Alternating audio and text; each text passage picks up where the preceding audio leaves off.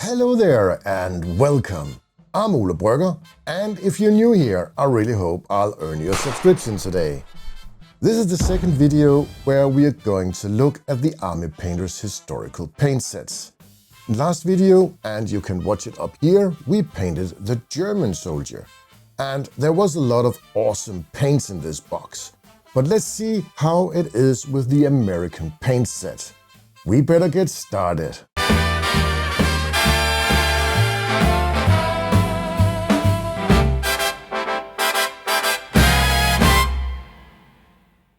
Let's have a look what's inside the box of the World War II American paint set. This box also came with a brush, and this is Dibbett's most magnificent brush. I actually started to like these brushes. They are nice, long, and they have a very good pointy tip. But let's see what's inside the box.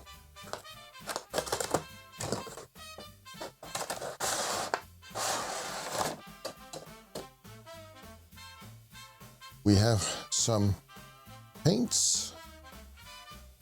We got the traditional painting guide with some tips and tricks how to paint miniatures. This is a good start out point if you are new to the hobby. We got 20 colors. There is some washes, a metallic, and I think, we also got the rust effect paint. This is something that will go for all three sets, I think. The steel is the gunmetal, and the rust is still the same as the rust in the Fanatic paint set. Yeah, it says here fresh rust. And I really like that they put the equivalent name on the original Fanatics on the side here. It says here gunmetal.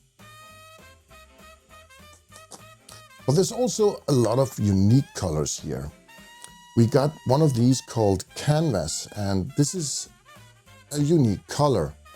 It's a dark beige gray color, and I really like it. Sandy, I think.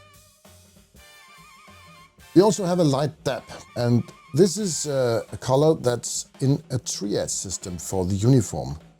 So we have a dark dap over here, and we have the mid-tone right here. And these are also unique colors. I think one of them, the dark drab was in the German paint set, and this is the same color, a very dark olive green, and I really love these colors. We also have a brown tone. I think this is the same as the strong tone. Yeah, it says here strong tone. We have the military shade, which is the original name. We have a warm skin tone, and this is the same as the warm skin shade. Over here, we have rosy skin, and this is the same as the barbarian flesh, which is in the triad system of the skin colors of the original war paints. We also have ensign blue, and this is the equivalent to Imperial Navy, and this is also an original paint. And then we have Life West Yellow, and this is the demonic yellow, which is actually a yellow color I use quite often. We have a black tone. This is the same as the dark tone in the sets. And another one here, dark olive, a unique color. This is a very dark grayish green color. And finally, we got a white and a black, and you can't have enough of this. But let's get started painting the American soldier. I'll prime this soldier with my matte black air primer from the Army Painter using my airbrush. But these paints can actually also be brushed on with an ordinary brush, and it will work perfectly like that. But I just prefer the airbrush. It gives us more smooth coverage, and that's what I'm going to do.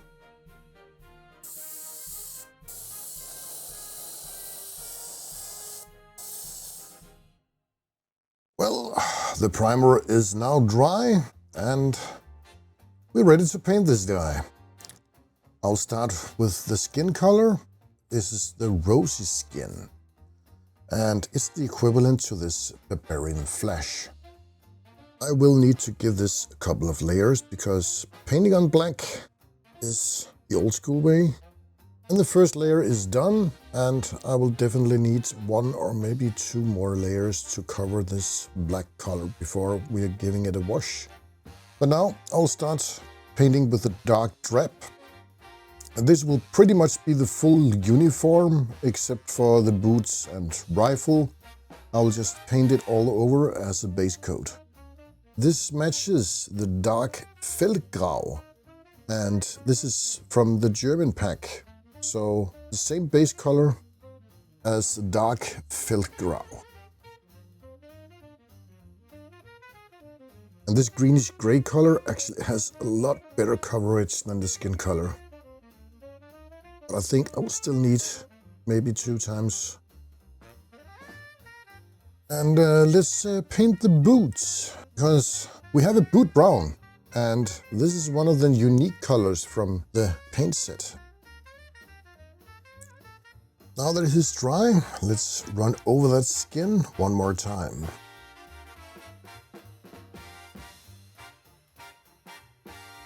Let's move on with this dark olive. This is also a unique color. I'll use that for the knee pads and the elbows. I'll actually also use it on the bottom and edge of the shoes. I don't know if this is historical correct. I just think it looks cool. I like the two-tone on the shoes. I think I'll also use it on these straps that's holding everything to his legs. And then let's move on to the rifle brown. This is the same as we had at the German soldier. I'll also use the rifle brown in his shovel. And then we have the paratrooper tan. It is the same color as the paratrooper tan in the browns of the original triad system on the Warpaint Fanatics. And it's actually the color almost in the middle. I think I will use that on the nice rope he has here on the back. Now I actually think I can give the skin its last overhaul before we are going to give it a wash. Before the wash, I will run over with this medium drab, and this is also a unique color. And most of it, I will give it like a dry brush, just a very thin coat. And the same thing goes for the elbow pads. Now that I don't have a leather brown, I'll use this boot brown on the straps here on the helmet. Let's put some white in this guy's eyes. As many of you, like me, I hate painting eyes. I am overpainting a bit, but it is fixable when painting over with some of the skin color. I think I'll actually use this canvas right now. This is also one of the unique colors on knee pads and elbows. The set came with these 4 tones, and I will just put them where I think they will suit well. So the black tone will probably be for the rifle, the brown tone for the shoes and other wooden parts, maybe the rope, the skin, and the military shade for the rest of the uniform. And I never put washes on my wet palette. I have these silicone things. Some people use fidget poppers. I just cut up a baking plate for dog treats, and it works pretty well. And there's no edges where the paint can clog up, and it's easier to clean. And one thing is very important with washes. You need to shake them very well, because we want a nice matte surface, and if they haven't been shaken well, they will turn out glossy. That was the warm skin tone. Let's move on to the black tone. And then we have the brown shade. I will use that on the spade and the rope. And of course, the wood on the rifle. And the boots. And finally, we have the military shade for the rest of the uniform. And now I'll let it sit and dry for a couple of hours, but I can still paint something on the base, and I will use some of the rust and the dark drab and some of the boot brown.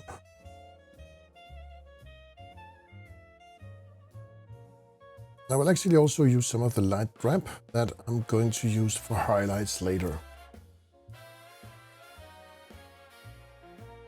Now the wash is dry. It's time to use this steel, or the original name, gunmetal. And now some freehand work. We will need the spade because I want this to be a guy from the Easy Company. If you're familiar with the television show Band of Brothers, this model could look like one of the guys from that company. Now it's time for the light drab and make some highlights on the uniform.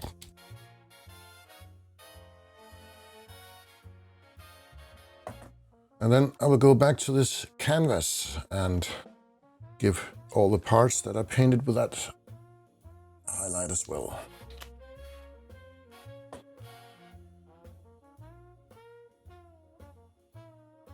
For the backpack, I will only use the medium drab as a highlight. I think I will make this airborne logo here and see if I can actually make something that looks like an eagle, and I will be able to use this yellow, and we also need the black. I've mixed some of this dark olive into the white, so it won't be completely white when I'm trying to make this eagle, and then I can make some highlights with the pure white. And my recording just stopped. That was while I was trying to make the airborne emblem. That's very annoying. I painted a black background. I used some white to paint an eagle. I used this Life West yellow for the beak and some text that should look like the airborne. I still need to fix this beak because it looks like a chicken. Yeah, I think this will look good. But it needs a tongue, and I will use this red flag. And I actually found a purpose to use on this red because I couldn't find anything else where I needed it. See if we can put a nice little red tongue into that beak. I'm actually quite happy with this. I think it's looking okay. Not a true copy, but I think it's okay. I'll put up an original logo here on the screen and you can compare it. Let's start working on this soldier's face. It already got the wash, but we also need to give it some highlights and some eyes. The most feared part. And I will actually start with the eyes and put a tiny bit more white. And I will make his eyes blue. I have this NSYNC blue and I couldn't find a purpose for it, but I think I will use that for his eyes. And it was the same thing on the German soldier. I didn't know what to do with the blue, so I also put that into his eyes. Oh my god, they're blue. Maybe it helps when we put a little black pupil in it. Is he angry or is he scared? Maybe if I use some of that boot brown for his eyebrows, it will maybe help a bit. Or I might have to do it all over again. Oh my god. Yep, it's a do-over. I just put brown paint right in his eyes. Oh no, I hate painting eyes. Maybe it turns out okay anyway. There is a tiny printing flaw on his cheek, and I think I will take advantage and use that as a scar, or more like a battle wound, a fresh scar. Yeah, that could look like a battle scar. I think this American soldier is ready to see some battle, if he already haven't done it. He looks kind of scared.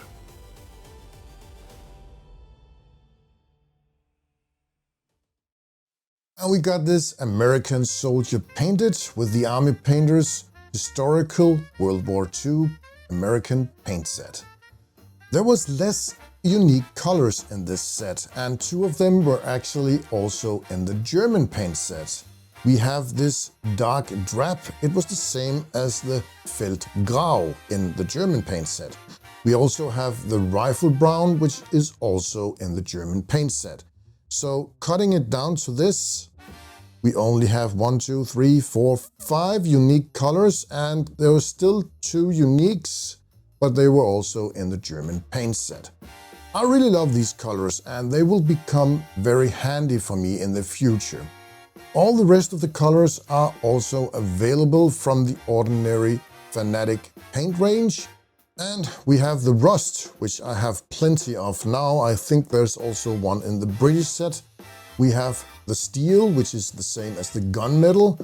The washes, they will always be handy, and of course some black and white. This is it for now, and if you already haven't done it, hit that subscribe button, give me a thumbs up and leave a comment below. Thank you so much for watching, and I will see you soon.